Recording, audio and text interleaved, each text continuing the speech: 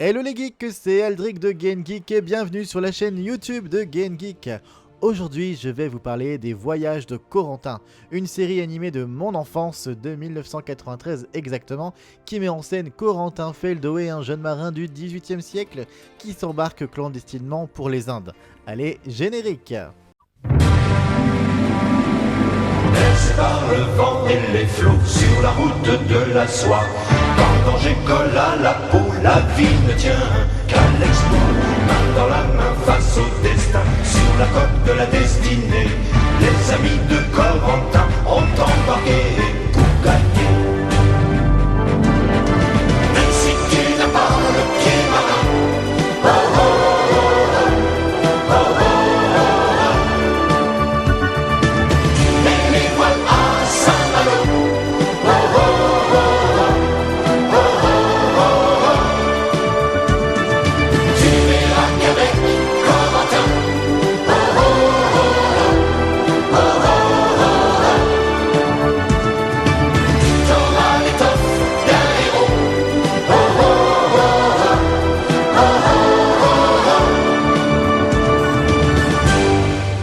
Si comme moi vous avez grandi dans les années 90, vous connaissez donc peut-être cette série animée.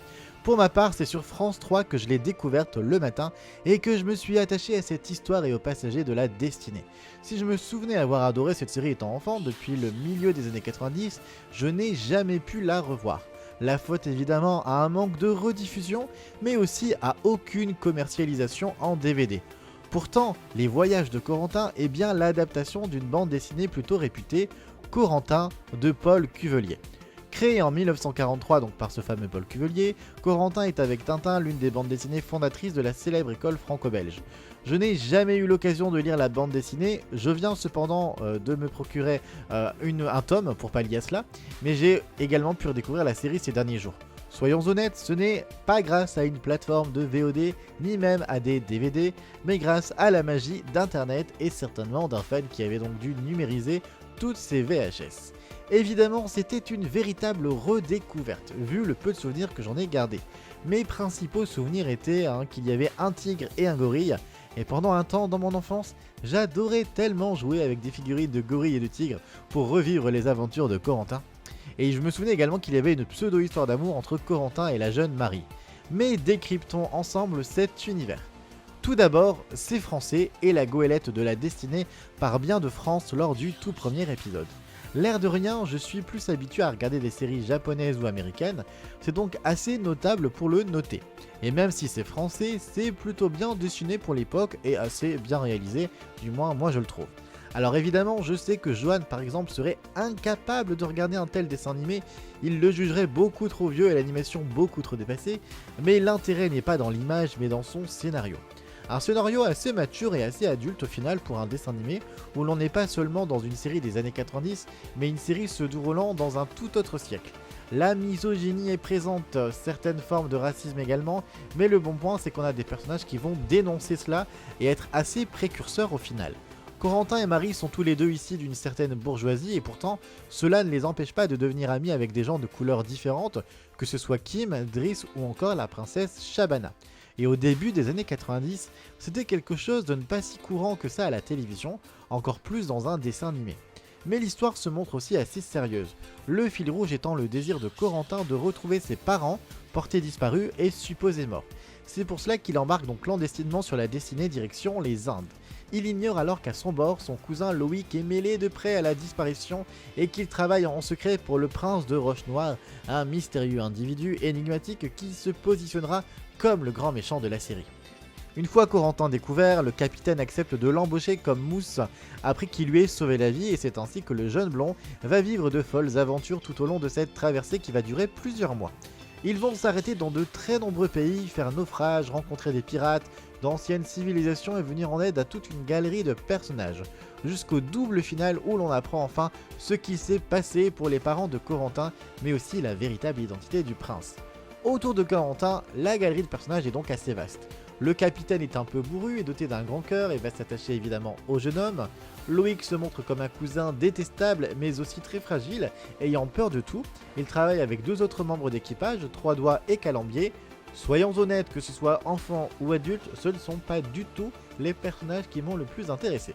Si Loïc dispose d'un développement intéressant, surtout à la fin, Calambier et Trois Doigts restent cependant cantonnés au rôle de brutes un peu idiots. Bien qu'ils soient du côté des méchants, il y a parfois des moments où malgré eux, ils viennent aider les passagers du bateau, ça reste assez rare, soyons honnêtes. Mon personnage préféré restera la princesse Shabana, petite parenthèse, doublée par Dorothée Pousseau dans un de ses premiers rôles. Fille du Maharaja, Shabana rentre chez elle dans les Indes pour être mariée à un inconnu. Elle ignore alors tout du long voyage que son futur époux n'est autre que le prince de Roche-Noire. C'est un mystère que le spectateur découvre en cours de route lorsque les plans du prince sont souvent contrariés par la présence de la jeune fille. Shabana est accompagnée donc d'un petit singe et va se montrer être une fille loin de toutes les convenances. Elle est forte, elle est courageuse, elle est aventureuse. Elle n'hésite jamais à se joindre aux aventures de Corentin et va se lier d'une très forte amitié avec le jeune homme. On peut se demander à plusieurs reprises si elle n'a pas des sentiments pour lui et peut compter sur une amie et rivale afin de conquérir le cœur du héros, j'ai nommé Marie. Cette dernière, française, est une amie d'enfance de Corentin. Elle l'a toujours beaucoup aimé, mais elle n'a malheureusement que peu d'occasions pour passer du temps avec le jeune homme. En effet, sa gouvernante, mademoiselle Gisèle, veille au grain et n'apprécie que très peu Corentin. Cependant, Marie, même si elle a tout de la princesse en détresse, tâchera au contact de Shabana de s'émanciper de sa gouvernante et de vivre à son tour de folles aventures. Du côté des personnages masculins, Corentin va devenir très ami avec Kim, un jeune indien chargé d'éduquer et de s'occuper de Belzébuth, le gorille, et Moloch, le tigre. Ces deux animaux sont des cadeaux devant être offerts au père de Shabana. D'après mes recherches, Kim est un des rares personnages de la série à être aussi présent dans les livres. En tout cas, l'amitié des deux garçons sera indéfectible et le jeune homme se révélera d'une grande aide tout au long de son parcours. Mention particulière pour Belzébuth et Moloch qui s'imposent eux aussi comme des personnages à part entière qu'il ne faut absolument pas oublier. Enfin, nous avons nos trois derniers passagers, des scientifiques, les professeurs Alandron et Folachon, ainsi que leur assistant Driss. Ces scientifiques spécialisés entre autres dans la botanique sont parfois dans leur monde, mais apportent des connaissances importantes au groupe. Leurs expéditions sur certaines îles sont aussi très souvent l'occasion d'entraîner le groupe dans de nouvelles aventures. Si jamais vous connaissiez cette série et que vous souhaitez la redécouvrir, n'hésitez pas à me le demander, je vous enverrai les épisodes en tout cas. Pour moi, c'est un très grand souvenir de mon enfance et je suis tellement content d'avoir pu la revoir avec mes yeux d'adulte. C'est clairement un style de série animée qu'on risque malheureusement de ne plus voir de nos jours, soyons honnêtes. En tout cas, une fois encore, je vous la recommande. Et moi, vous savez quoi, je vais m'empresser d'aller découvrir finalement cette bande dessinée qui n'est plus toute jeune. Dites-moi dans les commentaires si cette vidéo vous a plu, si vous connaissiez Corentin et ses comparses, si vous aviez déjà vu la série, quels étaient vos épisodes préférés par exemple. N'hésitez pas à vous abonner, à activer la petite cloche, et moi je vous dis à très bientôt pour une prochaine vidéo.